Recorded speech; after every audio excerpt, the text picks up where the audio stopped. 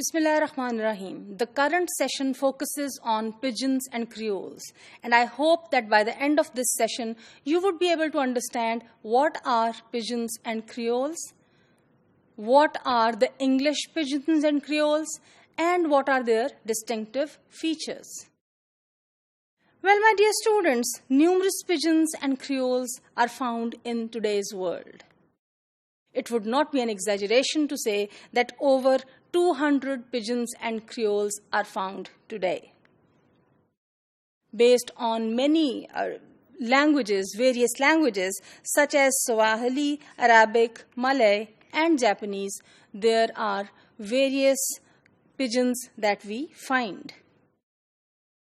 In order to give you an understanding of what a pidgin is, here is a definition of a pidgin that I would elaborate upon. A pidgin is an auxiliary language that is used in the first place for the purposes of trade between two groups that do not have a common language. All right, let me quickly explain what a pidgin is, though I assume you already have some knowledge of that. You know, when people, let's name them people A and people B. People A and people B come together. Due to any circumstances, due to the trade or any reasons, they come in contact. They have two different languages. People A have language A and people B have language B. And there is nothing common in these languages. How would these people communicate? After all, they have to communicate, they have to trade, they have to buy and to purchase, or to do all the other things.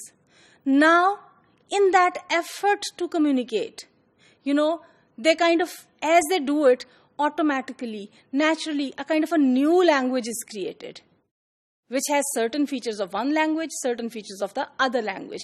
But this new language is totally different from language A and B. This is language C, and this can be called a pidgin language. Actually, it can happen between two languages or sometimes more than two languages. Its main characteristic is that it is a simplified form of this A and B language, and particularly, one of these languages that is dominant. When two people interact, one is always dominant over the other. When one nation interacts with the other, one nation is dominant over the other. So when two groups would interact, the dominant one, the language of the dominant one, the more powerful language, this is the language. The structure from here would go to this new pidgin. But it would be the oversimplified form because group B does not understand, that language. This restricted type can eventually be capable of fulfilling all language functions. Initially this group A and group B would use, this mixture of language where, nobody understands the other's language. And gradually it happens so that a kind of a language, a set of language would be created as language C that, would fulfill all the functions that could be used to perform everyday things, like requesting, informing, inviting, greeting, etc. Whatever we do with language in our lives. Some possibilities are that later on, at some stage in its life, it may become the official language. I'm giving here the example of a Papua New Guinea's pidgin language that is called Tok-Pisin. So, this language is, the name itself gives the clue. Talking. This part, English. So it is formally now acknowledged in the constitution of the country. Well, languages live and languages die. And same is the case with pidgins. The pidgin languages, they take birth, they serve the purpose. If the purpose is over, they die.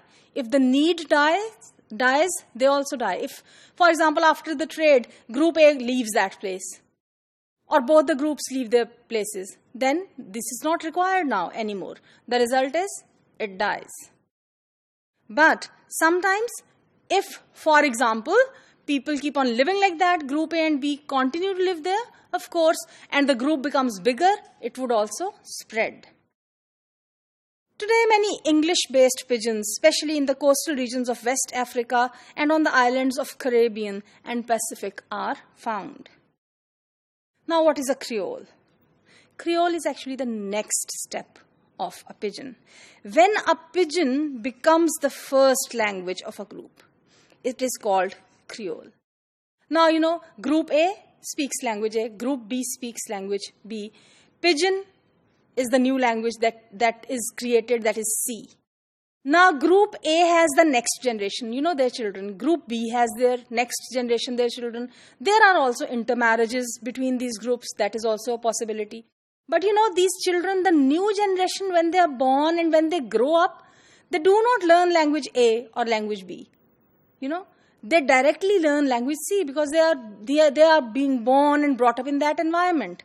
Now, this first language would be called creole.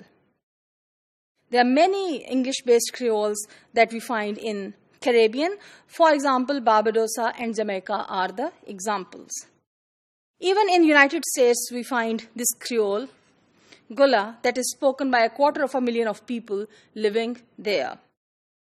Pidgins and creoles exist side by side, the standard languages as well.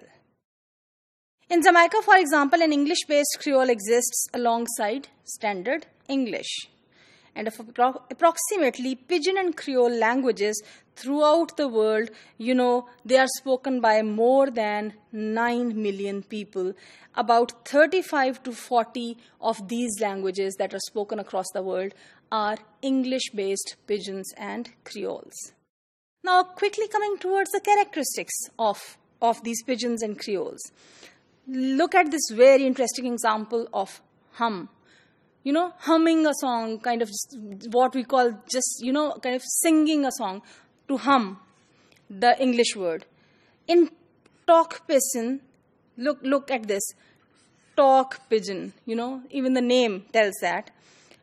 How it would be said? If somebody in talk pidgin wants to say the word that would be equal to the word hum, what would be said? Please excuse me for the pronunciation if it is not exactly as it is in that pidgin, that I think I cannot do. But it's more like, this one. Sing, sing, long time was a pass. So this is what the language is, which means to sing when the mouth is closed, which actually is what? The literal meaning of this. So, a very simplified form. English grass in talk pidgin is called grass. So, mustache is called muskgrass. Bread is called grass belong fis, which means, beard. This is beard. Beard is called grass belong face. Grass that belongs to face. Actually, this is. So, that is actually grass on face. In the same way, here is grass belong head. Hair that, belong to head. Eyebrow is called anthaplognai. I don't know how far I am correct in its pronunciation, but the meaning again is grass on top of or along the eye. So this is how they are interesting. In the same way, my mother is called Mama Belong Me. Mama Belong Me. John's house is called House Belong John. So, the structure is opened and it is kind of simplified. There are certain distinctive features of all these creoles and of all these pidgins that they carry through the times. A pidgin tends to preserve minimalistic grammar. It does not have complicated structures. It is always oversimplified. Creoles, have comparatively, because this is the language now of the next generation, it comparatively has a stronger structure and phonology and grammar.